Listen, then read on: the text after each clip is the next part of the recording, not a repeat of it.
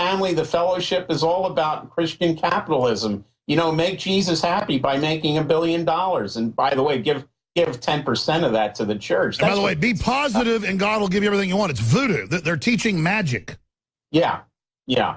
And again, this is a problem. But the CIA has been involved in this type of activities almost since its inception. Some churches got wise to the fact that they were getting money from these sources and bolted. But you look at the early days, the CIA tried to pump money into the Quakers, for example, because they had contacts overseas and they were involved in. Of course, they're always, I mean, governments are always trying to take over religion, and we've got pretty much state-run religion to a great extent. That's why they push all this garbage in these liberal conservative churches. It doesn't matter, the Catholic Church.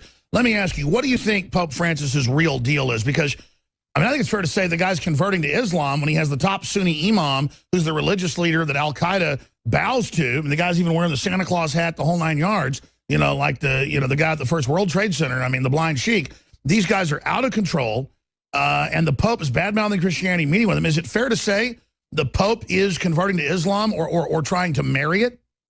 Well, he is the first Jesuit Pope, and I know people, when you hear the word Jesuit, it's like saying Niagara Falls, they go nuts, you know. Anyway, he's obviously very much involved in this internationalism, and I think there's a problem with him saying, yeah, let's welcome all these migrants into Europe. You know, does he not understand there is a price to be paid for this culturally? Women can't walk down the streets in many European cities and even small towns now without fear of being raped by these animals that came in from Syria and Afghanistan and elsewhere. Where's the Pope on that issue? He's very silent. Of course, he says if a Western woman is raped by one of these Muslim guys, then, of course, you know, she can't have an abortion, you know. So, I mean, he's just a total hypocrite. And he's behind 200-foot walls. I've been there. They've got, their smallest walls are like 38 feet. They've got 200-foot walls, the biggest walls I've ever seen. Yeah, and also the Vatican has one of the most effective intelligence services in the world. Maybe he should start reading Vatican intelligence reports on what's going on in some of his own. Well, the wall was built when Rome got invaded and taken over, and then all that stood was Vatican City. The wall was built to keep radical Muslims out. Right. And by radical Muslims invading. Every priest in Europe is potentially feeding intelligence into the Vatican intelligence service. And I'm sure there's reports coming from the same cities and towns in Germany and Italy and Spain and France and elsewhere where what the net effect of this mass invasion of these migrants, the problems that it's causing. He should read or at least ask his own intelligence service what's going on in his own backyard in Europe before, you know, making these comments about, yeah, we can take in more. By the way, there is no sunlight between him and George Soros on this. Soros says, oh, Europe should take a couple more million. They can handle it. They're all the same sheet of music. It's total unification of tyranny. I want to start going to some phone calls right now. Wayne Madsen is our guest. I'm Alex Jones of Infowars.com. If you just tuned in, we've got a lot of callers here. Carlos, Jeff, Bobby, Marshall, many others we're going to be talking to here in this segment and the next with Wayne Madsen. Let's go to Carlos in California. Carlos, you're on the air with Wayne Madsen. Go ahead.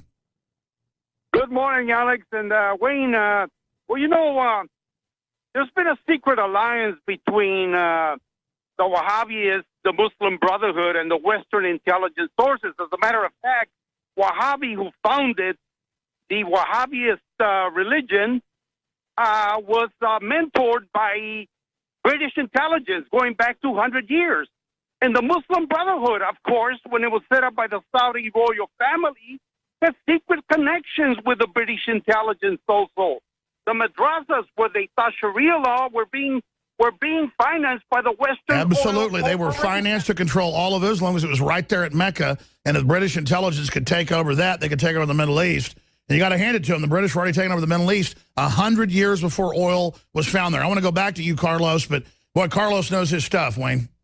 Yes, and it's a fact, too, that the British Foreign Office colonel named T.E. Lawrence basically handed Arabia to the House of Saud. T.E. Lawrence, otherwise known as Lawrence of Arabia, was a pedophile, and he liked the fact that the Sauds believed in the tenet, women are for making babies and boys are for sex. Otherwise, if he wasn't a pederast, as we know he was, that Arabia today would be under the control of the Hashemites, not the Sauds, the same royal family that rules Jordan today. And they are very, very moderate people, very moderate Sunnis. But no, that's the British absolutely. And the Muslim Brotherhood was backed as a counterweight to communist influence in Egypt, especially after Gamal Abdel Nasser took over power and threw out King Farouk. Carlos? Yes. Go ahead and finish. Well, all these different radical fundamentalist religions are deliberately set up by the Western bankers and intelligence networks to of course, use the Hegelian dialectic and pit one group against the other in constant warfare. And what you see, and they plan so far ahead, the Muslim Brotherhood, like you said, was being used against communism, but they also were planning, of course, what they were going to do 40, 50 years later, use it as a terrorist organization so we could have a nice wars in the Middle East. Look at all the wars we have in the Middle East. I mean, it works. Carlos, that's a great point. Carlos, tell us what you think. I'm going to ask Wayne. I totally agree with you. It's historic. It's fact. It's veritas. What's the next shoe to drop? What comes after this? What's the master plan? Where's this lead us?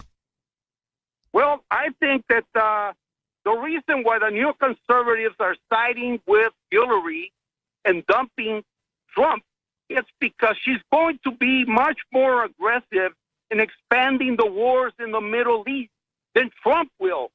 So they're putting their weight behind Hillary. And I think their final agendas within the next 4 to 5 years get us into a war with Russia, which will probably be the beginning of a third world war. And it's probably going to be to expand, of course, the wars in the Middle East, more profits and all this. But they want the ultimate chaos, a third world war, which will then lead to their long-awaited Messiah, who's going to come and sit in Jerusalem, which we call the Antichrist. I truly believe that that's probably part of their agenda. But I agree with you. What's crazy is even if you're an atheist, the elite believe in a one-world government and a world leader and a one-world religion. It's like they're fulfilling it all. Like it's either was predictive programming or it's real or they took it as a blueprint. Regardless, it's manifesting. Kind of like Jules Verne 150 years ago wrote about going to the moon and now we've done it. You know, it's just, you know, or spacecraft. It's like we envision it. It happens. It's amazing. Great points, Carlos. Please call in more. It's always great to hear such an informed person. I want to go to Jeff and Marshall and Bobby and Tom. But briefly, let me ask you this question, Wayne. What do you really think about Trump? Because, I mean, I guess he's got to meet with some of the top analysts, and then after he meets with Haas and stuff, they badmouth him, meets with Kissinger. I like his rhetoric. I know they're really scared of him. I know he says he doesn't want to have a bunch of wars, but Bush said he didn't want to be the world's cop, you know, in 1999, 2000. So, I like Trump, but I'm still, you know, trusting but verifying. What does your gut tell you about Trump and your research? Who does he really represent, or is it really just himself? Well, I was troubled as much as a lot of people by his meeting with Kissinger. Kissinger's a war criminal. He should be he's been indicted, or there's bench warrants out for him in countless countries around the world. And you know, I don't know what Trump was thinking. He doesn't need Kissinger's vote. That's one vote on the Upper East Side of Manhattan. What does he need his vote for? But he lost probably thousands, maybe tens of thousands of votes by meeting with Henry Kissinger, because Henry Kissinger is a cancer. He's a top globalist minion, but we know, though, I'm not saying he should have done it, but by meeting with him, that might make the gangsters back off a little bit. Insulting him and not meeting with him, they might kill Trump. I mean, I think Trump's balancing it. I'm not endorsing what he did, but I'm hoping that's why he's doing it. Well, I hope it's keep your enemies keep your friends close and your enemies closer in this case.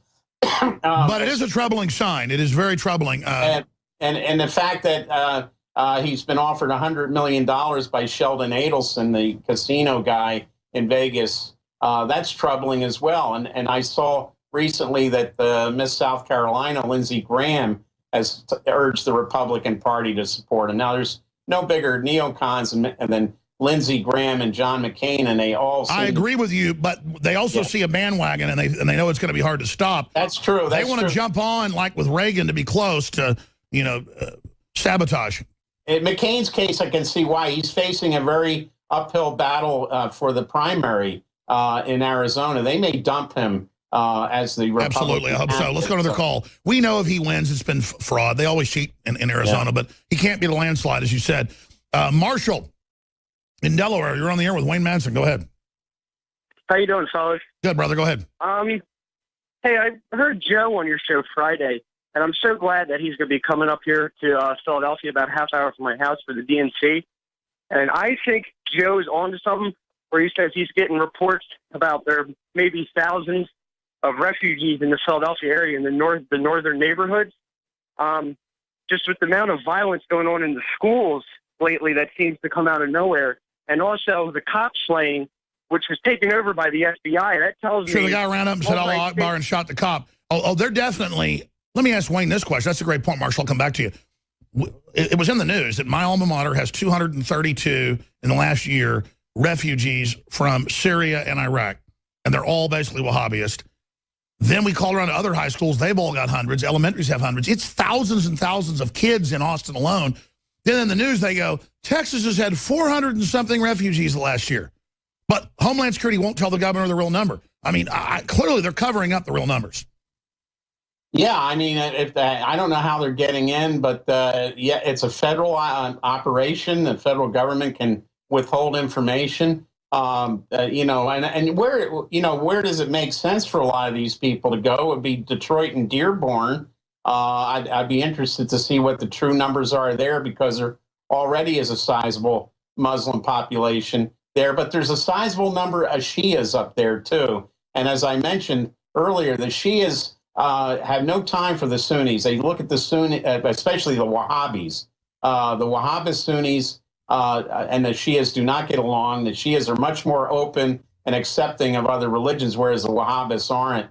But even if they're Sunnis but not Wahhabists, they're subject to this overseas Saudi-funded madrasa indoctrination, mosque indoctrination.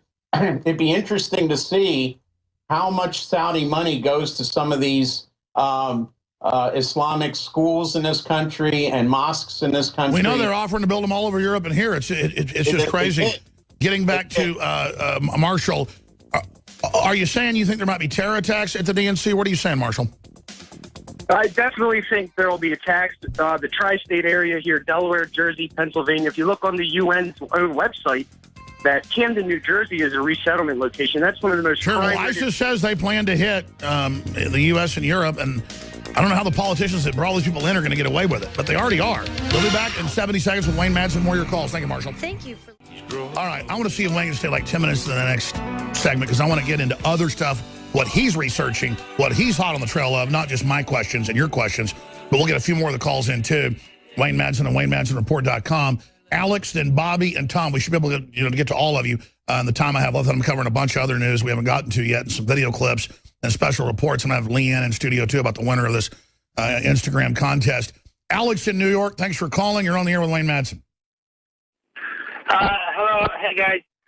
So my question is a little bit different than what you guys were talking about. My mother is part of this political movement, and they're trying to overthrow the current Armenian government. And I remember you had a guest who talked about how the same forces that overthrew the Ukrainian government were trying to do to the other Russian-friendly post-Soviet Federation. I met with the leader of the movement. I kept quiet, and the guy is anti-male, very globalist, and I played nice. So, I'm just trying to find out more. I was wondering if Wayne knew more about it. Yeah, I mean, Poland says Soros is trying to overthrow them right now. I mean, these people are out of control. Wayne? Yes, Armenia is definitely a target for as a target of a themed revolution. We know that Soros bankrolls these along with USAID and the National Endowment for Democracy. The current government of Armenia is very friendly to Russia. And what the U.S. is trying to do is is march NATO all the way to where the North Atlantic Treaty